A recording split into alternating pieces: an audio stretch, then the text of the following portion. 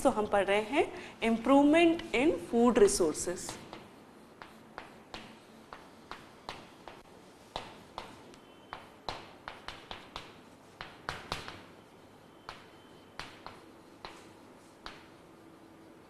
ठीक है, तो फूड रिसोर्सेस में हम पढ़ रहे हैं क्रॉप प्रोडक्शन इम्प्रूवमेंट, जिसमें कि हमने लास्ट पढ़ा था प्लांट डिजीजेस किस प्रकार होती हैं, प्लांट डिजीजेस क्या सिम्टम्स होते हैं उसके हमने देखा था। ठीक है, आज हम देखने वाले हैं, अब हम सभी कुछ देख चुके हैं कि कैसे हम सीड वैरायटी जो एक्चुअली वैरायटी होती है क्रॉप की उसमें कैसे इम्प्रूवमेंट करेंगे, कैसे न्यूट्रिशन में इम्प्रूवमेंट करेंगे, मैन्योर और फर्टिलाइजर्स जिसमें हमने देखा। फिर हमने देखा कि कैसे हम इरिगेशन सिस्टम्स क्या क्या होते हैं, तो थर्ड जो था वो चीज़ हमने देखी, इरिगेशन सिस्टम हमने देखा। ठीक है, फिर हमने देखा प्रोटेक्शन, तो प्रोटेक्शन में हमने क्या देखा, कैसे हम क्रॉप को प्रोटेक्ट करेंगे फ्रॉम पेस्ट। ठीक है, तो पेस्ट हमने देखा और फिर प्लांट डिजीजेस हमने देखे।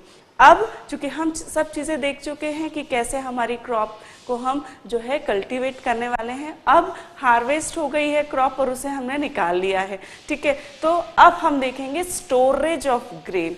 ठीक है, once you get your crop of grains, उसके बाद आपको ये समझना ज़रूरी है कि कैसे आप उन्हें स्टोर करेंगे। ठीक है, तो सबसे पहले हम यह जान लें कि क्यों स्टोर करना ज़रूरी है। ठीक है, ग्रेन को स्टोर करना क्यों ज़रूरी है, तो need, what is the need और objective of storage of grains, क्या क्या ज़रूरत है, क्यों हम उसको स्टोर करते हैं। ठीक है, तो सबसे पहला ये है कि क्रॉप जो होती है पर्टिकुलर एक सीजन में होती है, पर्टिकुलर एक वेदर में होती है, एक साल की कुछ पर्टिकुलर सीजन में एक क्रॉप होती है। तो हमें उसके अलावा भी थ्रू आउट द ईयर वह क्रॉप मिलती रहे, उसके लिए हम उन्हें क्या करते हैं, स्टोर करते हैं। ठीक है, तो for availability throughout the year. ठीक है, क्योंकि क्रॉप तो सिर्फ एक ही साल होती है, एक ही सीजन में होती है साल के, तो हमें पूरे साल वो क्रॉप अवेलेबल रहे, इसके लिए हम उन ग्रेन्स को स्टोर कर सकते हैं। ठीक है, थ्रू आउट द ईयर। ठीक है, देन अब कुछ क्रॉप्स जो होती हैं किसी भी कंट्री में, जो क्रॉप्स होती हैं उसके लिए पर्टिकुलर क्लाइमेट जरूरी है, पर्टिकुलर सॉइल जरूरी है। तो एक पर्टिकुलर क्रॉप किसी भी कंट्री के किसी पर्टिकुलर एरिया में ही होती है। ठीक है, जैसे हम देखें फॉर एग्जांपल कि जो स्पाइसेस होते हैं, स्पाइसेस ज़्यादातर जो है वेस्टर्न घाट्स में होते हैं। तो वेस्टर्न घाट्स में स्पाइसेस जैसे कि काली मिर्च, ठीक है, जैसे कि लौंग, ये जो स्पाइसेस हैं ज़्यादातर वेस्टर्न घाट्स में होते हैं इंडिया में। ठीक है, तो अब नॉर्थ में भी वो स्पाइसेस अवेलेबिलिटी हो, इसके लिए ज़रूरी है कि हम उसे स्टोर करें। ठीक है, तो अवेलेबिलिटी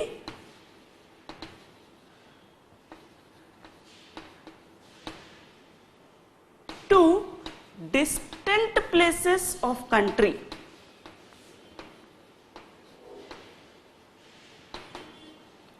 ठीक है, देन अब एक किसान जितनी क्रॉप करता है, ठीक है, जो क्रॉप करेगा वह उस क्रॉप से जितना ग्रेन आएगा उसको वह खुद अपने लिए कुछ रख लेगा।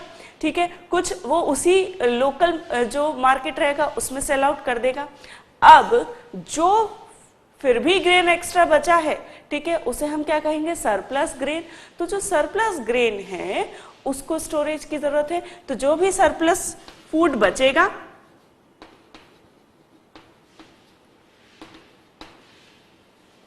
उसे जरूरत है कि स्टोर करके रखा जाए, need to B store.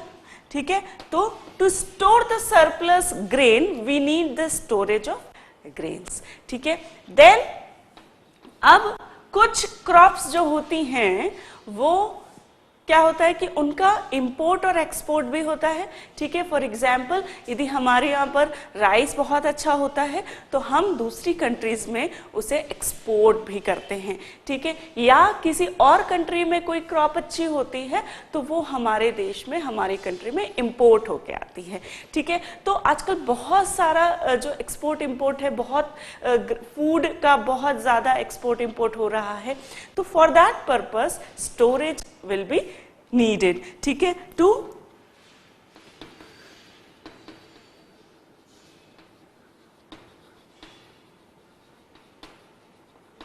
import and export हमें स्टोर करना जरूरी है ग्रेन्स को, ठीक है। तो हमने क्या क्या पढ़ा, availability throughout the year, पूरे साल भर हमें अवेलेबल हो फसल, ठीक है। Availability to distant places of country, surplus grain need to be stored and for purpose of import and export, okay okay. Now this fifth one is buffer stock for emergency period, ठीक है। अब क्या होता है कि कई places पर मान लीजिए कि नेचुरल कैलामिटी की वजह से, लाइक फ्लडिंग, ठीक है, लाइक जो है सूखा पड़ जाए कहीं, तो उसकी वजह से वहाँ पर कोई ग्रेन नहीं होगा, ठीक है, वो एक एमरजेंसी पीरियड है, तो उस टाइम के लिए कहीं और से वहाँ पे ग्रेन्स की अवेलेबिलिटी होना ज़रूरी है, ठीक है। तो to maintain the buffer stock for emergency,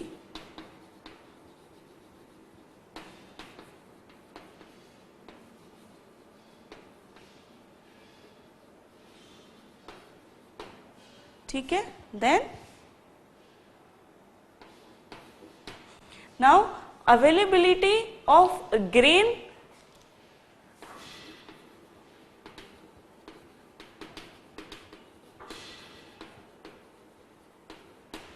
all time to match our food habit. इसका क्या मतलब है, देखिए, अब यदि देखा जाए कि वीट जो है, वीट की फसल जो है कब आती है, समर में आती है। समर में हमेशा जो वीट है वो मार्केट में आता है, जो नया गेहूं है वो। तो समर में क्रॉप्स आती है, लेकिन क्या सिर्फ समर में ही हम आटे से बनी हुई चीजें खाते हैं? नहीं, हमारी फूड हैबिट्स ऐसी हैं कि हम हमेशा थ्रू आउट द ईयर वह फूड खाते हैं, जैसे कि रोटी है, जैसे कि राइस है, ये हम थ्रू आउट द ईयर खाते हैं, ठीक है। तो इसलिए to match our food habit, उस ग्रेन को हमेशा अवेलेबल होना चाहिए। उस अवेलेबिलिटी को कौन इंश्योर करेगा? स्टोरेज ऑफ grains, ठीक है। तो these are the 6 reason why we store our grain. Now we will see कि food material जो है at the point of from the point of storage कितने प्रकार के होते हैं, ठीक है। तो now we will see modes of storing of grains.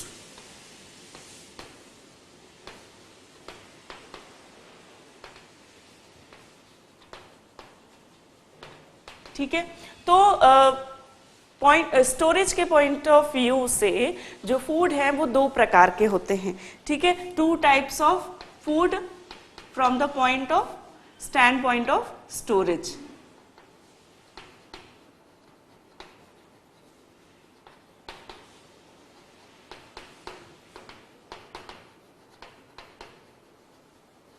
ठीक है।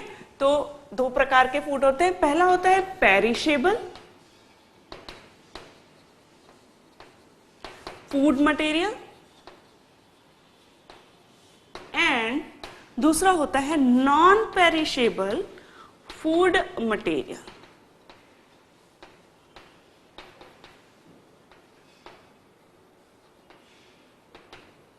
ठीक है। तो पेरिशेबल फूड मटेरियल क्या होता है? पेरिशेबल फूड मटेरियल वह फूड मटेरियल्स होते हैं जो कि रूम टेम्परेचर पे रखने पर इजीली कुछ ही दिनों में खराब हो जाते हैं। For example vegetables. तो what are these? These are easily get spoiled when put at room temperature. ठीक है। अब इसके एग्जाम्पल क्या है? Vegetable, fruits, milk, These are what? These are easily perishable. यदि आप एक फ्रूट लेके आएंगे तो 3-4 दिनों में वह खराब हो जाएगा यदि आप उसे एक रूम टेम्परेचर पे रखते हैं, ठीक है। तो these are called as perishable food material, और इनका स्टोरेज एक स्पेसिफिक बहुत जो है टेक्निकल होता है, और उसके लिए कई कोल्ड स्टोरेज यूज किए जाते हैं ऐसे फूड मटेरियल को स्टोर करने के लिए।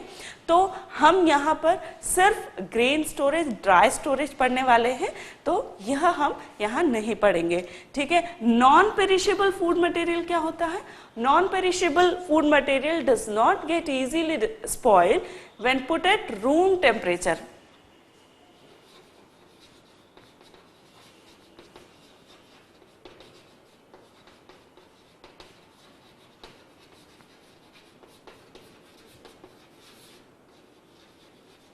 रूम टेम्परेचर पे आप इस फूड को रखेंगे तो इजीली वह स्पॉइल नहीं होगा। क्यों स्पॉइल नहीं होता? Due to very less moisture content. अब इसकी एग्जाम्पल क्या है? बहुत कम मॉइस्चर कंटेंट की वजह से यह जो फूड मटेरियल होते हैं यह लॉन्ग टर्म पर इन्हें हम रख सकते हैं। So what are the examples of non perishable? Grains, wheat, maize, rice, oats, ठीक है। So these are the example. जो सभी सीरियल्स ग्रेन्स होते हैं या दालें होती हैं, जो पल्सेस हैं वो भी इसमें आती हैं। तो दीज आर ऑल ग्रेन्स जो होते हैं, cereals and pulses, these are all called as non perishable food material, क्योंकि इनमें मॉइस्चर कंटेंट बहुत कम होता है, तो इन्हें हम लॉन्ग टर्म पे स्टोर करके रख सकते हैं, ठीक है। तो ये हमने देखा modes of storing of grain. अब हम देखेंगे ड्राई स्टोरेज, किस प्रकार ड्राई स्टोरेज किया जाता है और क्या क्या ध्यान हमें ड्राई स्टोरेज के लिए रखना पड़ता है। तो अब हम देखते हैं ड्राई स्टोरेज और किस प्रकार से किन बैग्स में उन्हें रखा जाता है, और फिर कैसे उन्हें भी पेस्ट से हमें बचाना पड़ता है। ओके फ्रेंड्स, अब हम देखेंगे स्टोरेज ऑफ ग्रेन्स में कि किस प्रकार स्टोर किया जाता है ग्रेन को। तो ड्राई स्टोरेज हम देख रहे हैं, ठीक है। जैसा कि मैंने बताया कि पेरिशेबल और नॉन पेरिशेबल दो प्रकार के फूड मटेरियल्स होते हैं, तो यहाँ पर हम सिर्फ non perishable food material that means grains का हम देखेंगे स्टोरेज कैसे किया जाता है। तो दो प्रकार से जो है स्टोरेज किया जाता है, एक होता है गनी बैग्स और एक होता है ग्रेन सिलोज में, ठीक है। गनी बैग्स जो मेथड है, गनी बैग्स में बैग्स होते हैं, या तो प्लास्टिक बैग्स हो सकते हैं या जूट बैग्स होते हैं, और उन गनी बैग्स में ग्रेन को रख दिया जाता है और उसका जो माउथ है बैग्स का वो स्टिच कर दिया जाता है प्रॉपरली, और इस प्रकार से जो ग्रेन है उसे स्टोर किया जाता है। That is very common method, ठीक है, लेकिन it is not very resistant for paste, ठीक है, क्योंकि इनमें क्योंकि खुद गनी बैग्स जो होते हैं वो पेस्ट का कारण हो सकते हैं, कीड़े इंसेक्ट हो सकते हैं गनी बैग्स में, ठीक है, और उसकी वजह से फूड मटेरियल प्रभावित हो सकता है। लेकिन गनी बैग्स कॉमनेस्ट मेथड है फिर भी स्टोरेज ऑफ ग्रेन्स की, because it is convenient to use, convenient for transportation, इसलिए this is the most commonest method, ठीक है। दूसरी है ग्रेन सिलोस। ग्रेन सिलोस जो है, और एक है बीन्स, डोमेस्टिक लेवल पर स्टोरेज बीन यूज किए जाते हैं एट डोमेस्टिक लेवल। तो स्मॉल अमाउंट को स्टोर करने के लिए बीन होते हैं, ठीक है, और उन बीन में स्टोर किया जाता है ग्रेन्स को। लेकिन कमर्शियल लेवल पर ग्रेन सिलोज होते हैं एट कमर्शियल लेवल। ये लॉन्ग सिलेंड्रिकल स्ट्रक्चर्स होते हैं,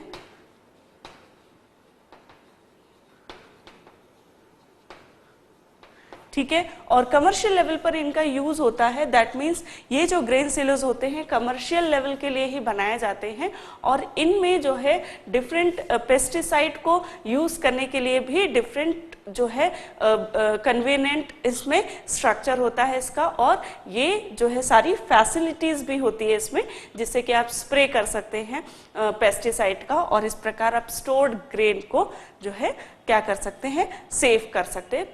ठीक है, तो इस प्रकार these are the three structures in which we can store our grain. ठीक है, लेकिन द मेन पार्ट जो आता है वो आता है कंट्रोल ऑफ पेस्ट।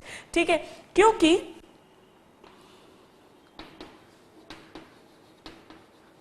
ठीक है, क्योंकि इसके बाद भी जब आप इसमें स्टोर करते हैं, गनी बैग्स हों, ग्रेन सिलोज हों या स्टोरेज बीन्स हों, इसमें यदि आप ग्रेन को स्टोर करते हैं फिर भी यहाँ पर पेस्ट का खतरा बना रहता है। ठीक है, क्योंकि बहुत सारे इंसेक्ट्स जो हैं वो मॉथ या इंसेक्ट्स जो है, मॉथ भी एक इंसेक्ट है, तो ये डिफरेंट इंसेक्ट या रोडेंट्स जो हैं ये ग्रेन को बहुत ज़्यादा इफेक्ट करते हैं। ठीक है, तो क्या क्या कॉमन पेस्ट क्या है, इंसेक्ट्स एंड रोडेंट्स, तो ये कॉमनली अफेक्ट करते हैं ग्रेन्स को और हमें इनसे बचाना बहुत ज़रूरी होता है ग्रेन को।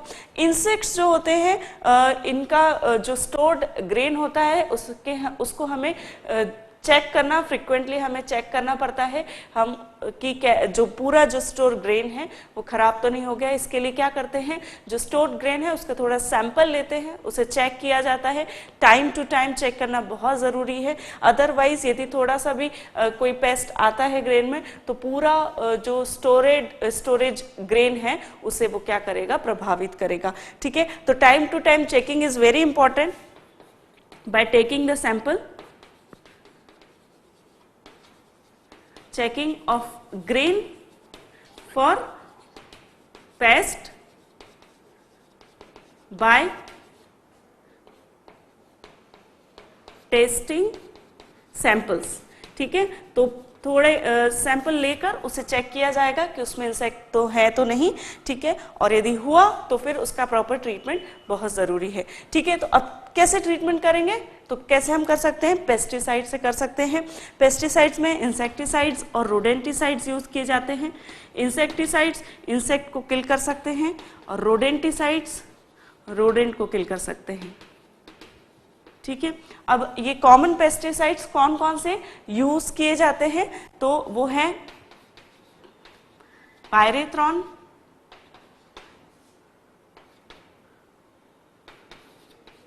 ठीक है, pyrethrum, malathion, ethylene dibromide, ethylene dibromide, methyl dibromide, aluminium sulphide,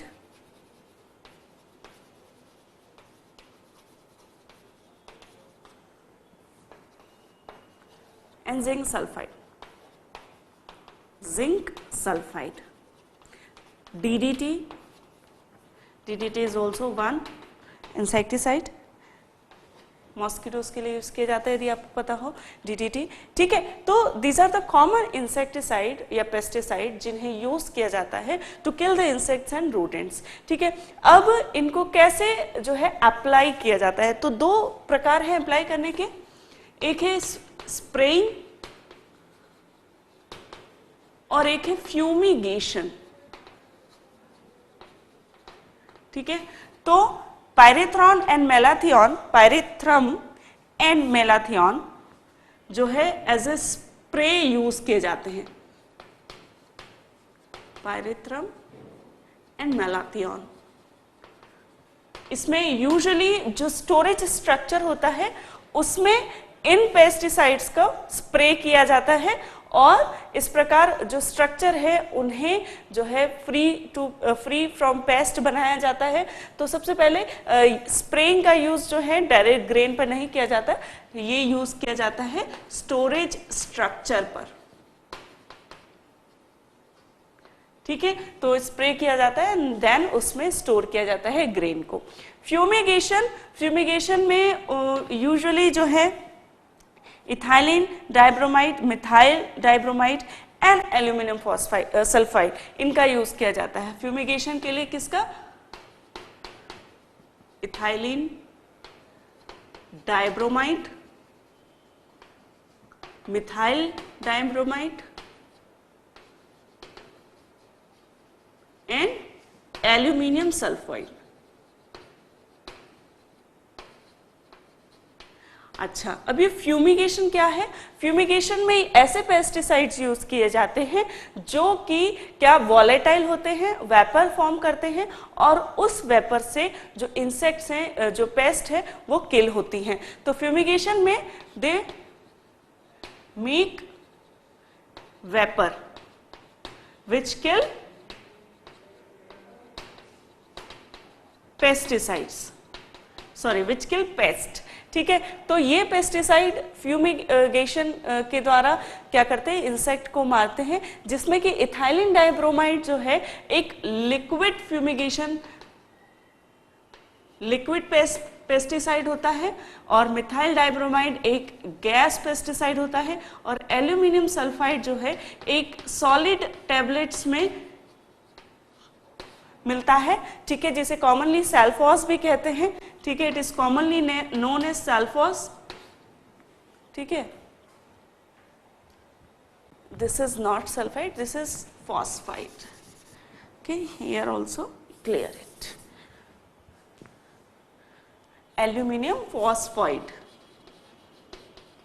सल्फोस इसे कहा जाता है कॉमनली, एंड ये जो है टैबलेट फॉर्म में मार्केट में मिलता है। एल्यूमिनियम फॉस्फाइड टैबलेट फॉर्म में मिलता है। ठीक है, और जब ये मॉइस्चर के संपर्क में आता है तो एक फॉस्फीन गैस बनाता है और ये फॉस्फीन गैस बहुत ज़्यादा पॉइजनस होती है और ये इंसेक्ट को किल कर देती है। ठीक है, तो फ्यूमिगेशन में क्या होगा कि जो भी पेस्टिसाइड्स हैं वो फ्यूम्स फॉर्म करेंगे, तो इन्हें क्या किया जाता है? ग्रेन्स के साथ मिला दिया जाता है। ठीक है, तो इथाइलिन डाइब्रोमाइड लिक्विड फॉर्म में मिलता है और स्मॉल एम्पल्स में डिफरेंट साइज में मिलता है ये, तो उन्हें क्या कर दिया जाता है? रख दिया जाता है ग्रेन के साथ, और जब वो थोड़ी वेपर फॉर्म करते हैं तो जो भी इंसेक्ट होगा वो उसके कांटेक्ट में आने से मर जाएगा। ठीक है, मिथाइलिन डाइब्रोमाइड गैस फॉर्म में मिलता है और aluminium phosphide solid tablet form में मिलता है और इसे कॉमनली सल्फोस भी कहते हैं। ठीक है, तो ये दो तरीके हमने देखे कि स्प्रेइंग और फ्यूमिगेशन से किस प्रकार पेस्टिसाइड को जो है पेस्ट को किल किया जाता है। ठीक है, तो these are the common pesticide. अब जिंक सल्फाइड, जिंक सल्फाइड क्या है? एक रोडेंटिसाइड है।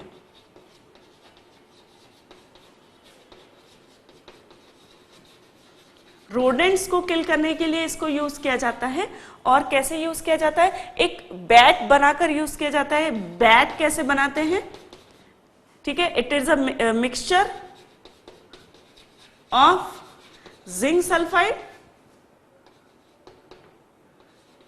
विथ फ्लोर, शुगर और जैगरी, गुड़। ठीक है, इन सबको मिलाकर, ठीक है, आटे और शुगर और जिंक सल्फाइड का एक मिक्सचर बना दिया जाता है।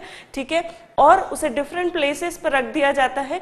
ठीक है, और जब रोडेंट्स जो हैं, रोडेंट्स को लगता है कि ये फूड है और जब उसे खाते हैं तो वे मर जाते हैं। ठीक है, तो इसको बोलते हैं बैट। ठीक है, कि बैट जो है जिस प्रकार मछली के लिए कांटे में हम लगाते हैं, उसी प्रकार ये एक रोडेंट्स के लिए बैट है और इसमें जिंक सल्फाइड का यूज किया जाता है as a rodenticide.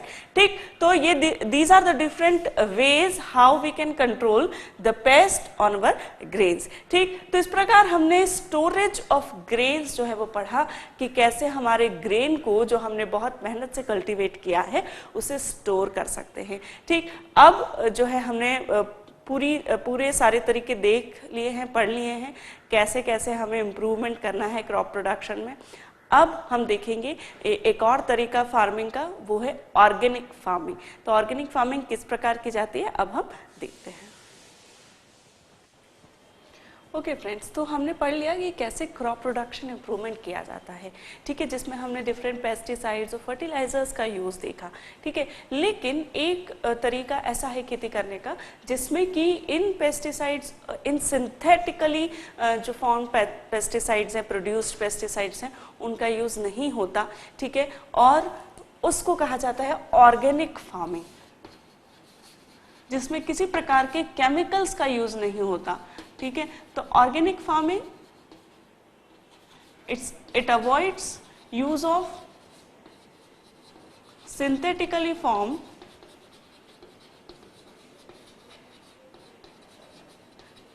Fertilisers, pesticides,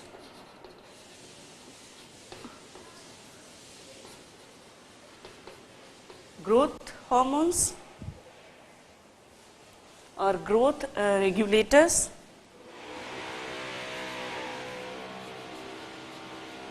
and livestock feed additive,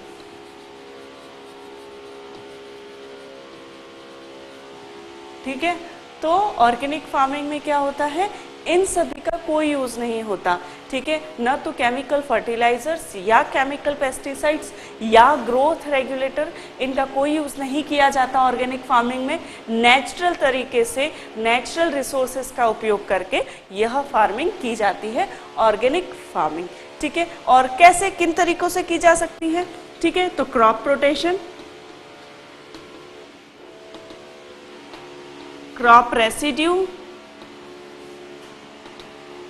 जो भी क्रॉप रेसिड्यू बचेगा, क्रॉप को काटने के बाद जो भी रेसिड्यू बचेगा, रिमेनिंग पार्ट बचेगा, उसे फिर से प्लो कर दिया जाएगा, किसमें, मिट्टी में, और इस प्रकार वो एक मैन्योर का काम करेगा, ठीक है। Animal waste manure,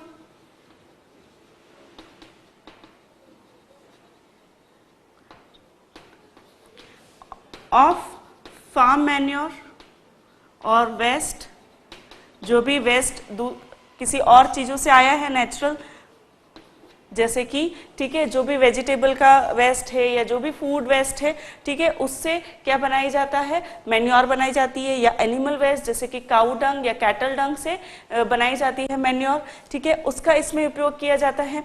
bio fertilisers का यूज किया जाता है, लेग्यूम क्रॉप का यूज किया जाता है,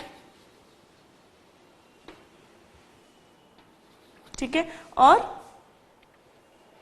बायोलॉजिकल पेस्ट कंट्रोल किया जाता है, ठीक है। बायोलॉजिकल पेस्ट कंट्रोल कैसे कर सकते हैं, ठीक है, जैसे कि हमने पढ़ा था कि क्रॉप रोटेशन या मिक्स्ड क्रॉपिंग या इंटर क्रॉपिंग जब किया जाता है तो नेचुरली पेस्ट कंट्रोल होता है। कैसे, क्योंकि एक पर्टिकुलर पेस्ट किसी एक पर्टिकुलर क्रॉप पे ही सरवाइव करती है। जब आप अलग अलग क्रॉप लगा रहे हैं तो वह पेस्ट सरवाइव नहीं कर पाती, ठीक है। तो इस प्रकार ये जो तरीके हैं ये अपनाए जाते हैं ऑर्गेनिक फार्मिंग में, बायोलॉजिकल पेस्ट कंट्रोल इसे कहा जाता है। साथ ही जो नेचुरली अवेलेबल चीजें हैं, जैसे नीम ऑयल का उपयोग किया जाता है फॉर द पेस्ट कंट्रोल, ठीक है। तो इस प्रकार ये तरीके अपनाए जाते हैं, किसके लिए, पेस्ट कंट्रोल के लिए, ठीक। तो इस प्रकार organic farming it depends upon these factors, ठीक है।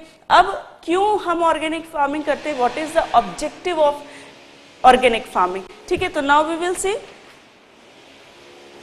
Objective of organic farming.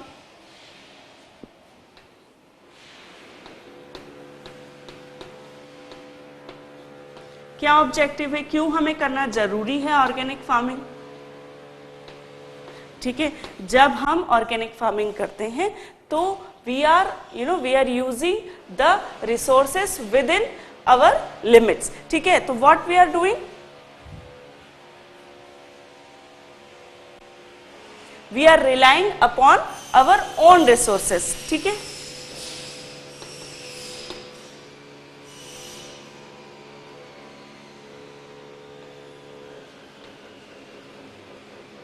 जो नेचर में ही अवेलेबल है उन्हीं रिसोर्सेस पे हम रिलाई कर रहे हैं, ठीक है। दूसरा, सस्टेनेबल एग्रीकल्चर मैनेजमेंट,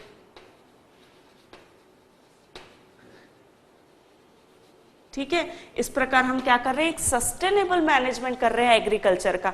कैसे सस्टेनेबल एग्रीकल्चर मैनेजमेंट हम कर रहे हैं, देखिए क्या होता है कि कंटिन्यूस जब हम पेस्टिसाइड्स का यूज करते हैं या फर्टिलाइजर्स का यूज करते हैं, तो क्या होता है कि जो फर्टिलिटी है सॉइल की वह बार बार जो है यूज करने पर कम होती है।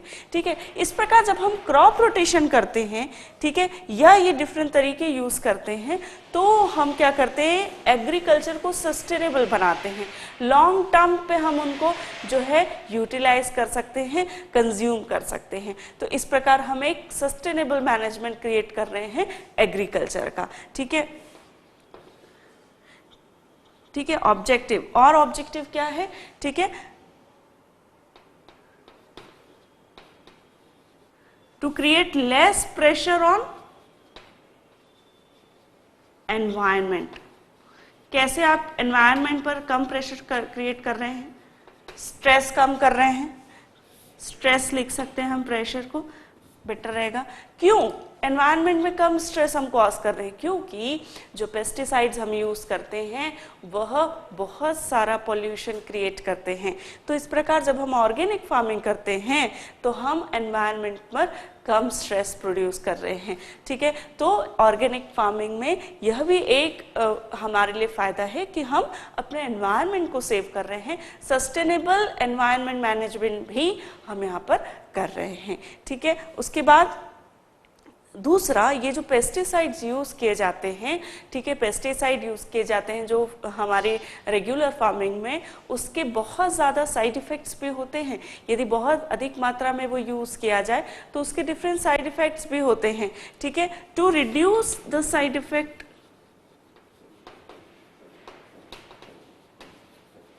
Produced from chemicals,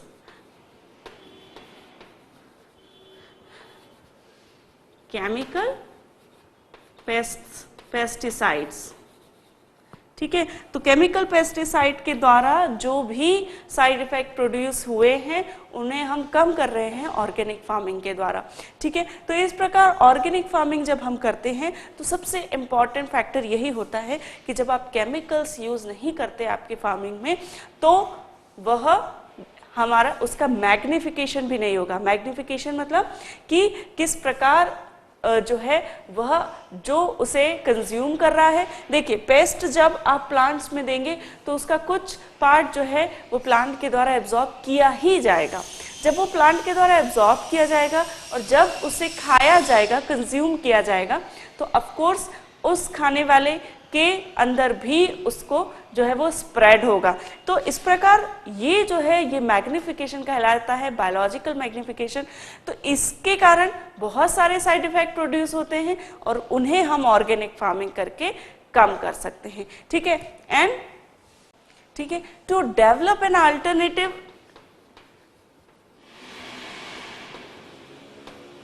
alternative strategy over chemical farming. ठीक है, तो केमिकल्स के अलावा भी हमारे पास एक अल्टरनेटिव स्ट्रेटेजी हो, वो हमें डेवलप करना है थ्रू द ऑर्गेनिक फार्मिंग। ठीक है, तो this is one more objective organic farming कि हमारे पास एक अल्टरनेटिव जो है एक ऑप्शन अवेलेबल हो ओवर द केमिकल फार्मिंग। ठीक है, तो these are the objective of chemical farming. कैसे हम, हमारे ऑब्जेक्टिव क्या हैं ऑर्गेनिक फार्मिंग की थ्रू। ठीक है, तो ये हमने देखा ऑब्जेक्टिव ऑफ ऑर्गेनिक फार्मिंग। अब हम देखते हैं जो ऑर्गेनिक फार्मिंग है उसमें हम किन चीज़ों का उपयोग करते हैं। तो ये कॉमनली मैंने बताया एक बायो फर्टिलाइजर्स का यूज करते हैं। ठीक है, बायो फर्टिलाइजर्स में क्या आते हैं ऑलरेडी हम देख चुके हैं। बायो फर्टिलाइजर्स में माइक्रो ऑर्गेनिजम्स आते हैं which are nitrogen fixing, nitrogen को फिक्स कर देते हैं। ठीक है, और इस प्रकार सॉइल में नाइट्रोजन का कंटेंट बढ़ाते हैं। ठीक है, इसमें कौन कौन से आते हैं, एग्जाम्पल्स हैं इसके, ब्लू ग्रीन एल्गी,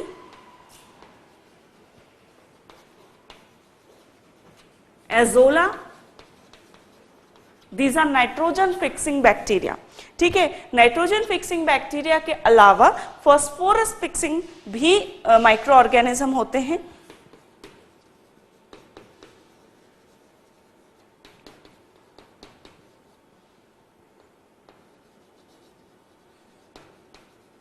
ठीक है, जो कि है, एक है फॉस्फोबैक्टीरिया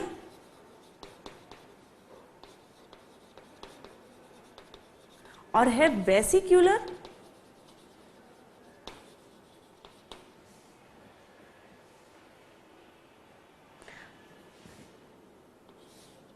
वेसिक्यूलर ऑर्बस्क्यूलर माइकोराइजा, जो कि एक फंगाई है। ठीक है, तो इस प्रकार ये है फॉस्फोरस फिक्सिंग ऑर्गेनिज्म। तो जैसा कि हमें पता है कि एनपीके, नाइट्रोजन, फॉस्फोरस और पोटेशियम मेन न्यूट्रिशन होते हैं, तो नाइट्रोजन के लिए इन नाइट्रोजन फिक्सिंग बैक्टीरिया का उपयोग किया जाता है और फॉस्फोरस के लिए इनका यूज किया जाता है। ठीक है, वहीं पोटेशियम जो है और दूसरे रिसोर्सेज क्या होते हैं, मैन्योर्स। ठीक है, तो जो मैन्योर्स होती हैं, ग्रीन मैन्योर्स, ठीक है, या एनिमल वेस्ट की जो मैन्योर फॉर्म होती है वह। ठीक है, मैन्योर के डिफरेंट टाइप हमने पढ़े थे, farm yard manure, green manure. ठीक है, और ये जो vermi compost, these are all used in the farming. Vermi compost, green manure,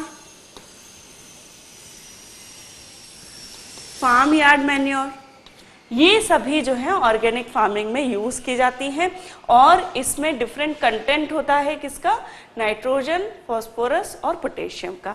ठीक है, तो इस प्रकार ऑर्गेनिक फार्मिंग में सारे नेचुरल तरीके जो हैं वह यूज किए जाते हैं, केमिकल्स को यूज नहीं किया जाता। ठीक है, और बहुत आज लेटेस्ट ट्रेंड है ऑर्गेनिक फार्मिंग, और ऑर्गेनिक फार्मिंग पर बहुत ज़्यादा जोर दिया जा रहा है सो दैट एनवायरनमेंट को जो है हम सेव कर सकें, प्रिजर्व कर सकें। ठीक, तो इस प्रकार हमने पढ़ा कि कैसे क्रॉप प्रोडक्शन में हम इम्प्रूव कर सकते हैं, और we have done with the crop production improvement.